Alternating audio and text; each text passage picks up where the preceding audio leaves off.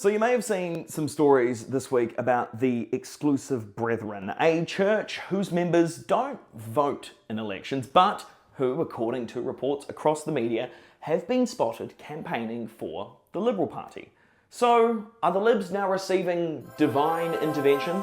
Well, both the Coalition and the Brethren have denied any kind of arrangement of support, with the church's website stating that individual members may take an interest in politics and decide to support an individual politician or particular campaign, but this is at their discretion, and they do not represent the church's view when doing so.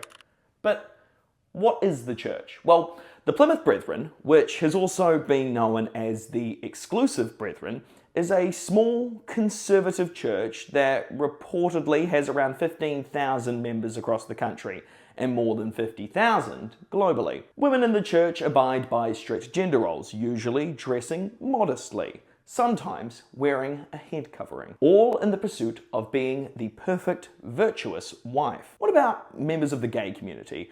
Well, according to scripture, homosexual acts are worthy of death. So, yeah, it's forbidden to say the least. Their website states that members of the church don't vote, with no explanation why. However, scripture says that there is no authority except from God, and their citizenship is in heaven. An ex-member has told the ABC that this is the group's explanation. So then, it's very interesting to see multiple reports across multiple outlets this week that members of the church have been spotted volunteering at early voting sites for both Liberal and National candidates across marginal seats. According to the Sydney Morning Herald, who initially broke this story, church members have come out in their hundreds to volunteer for the Coalition. Other volunteers from across the political spectrum have reportedly confirmed that these Coalition volunteers are members of the church and have been accused of intimidation of others. Independent Andrew G told the ABC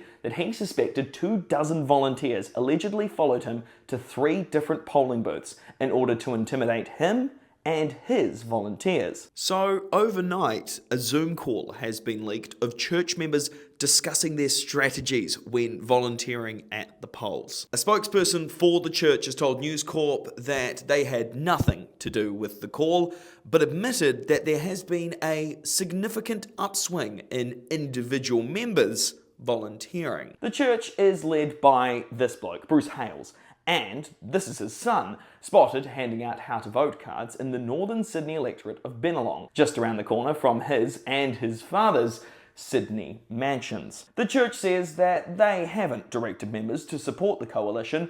However, the ABC is reporting that church members have been instructed on how to respond when asked about their religious beliefs, with both sides affirming that people of all faiths are able to volunteer for political causes in their own right, as part of religious freedom. And I think that most people would agree with that, especially Peter Dutton, who has encouraged members of all faiths to get out and support his campaign. We're a volunteer-based organisation. People can volunteer and provide support to their local Liberal National Party candidate. I'd encourage them to do that. Now, we're not discriminating against anybody on the basis of their religion. We have people of, I suspect, every religious type supporting us, and I'll make sure that we have the ability to get our message out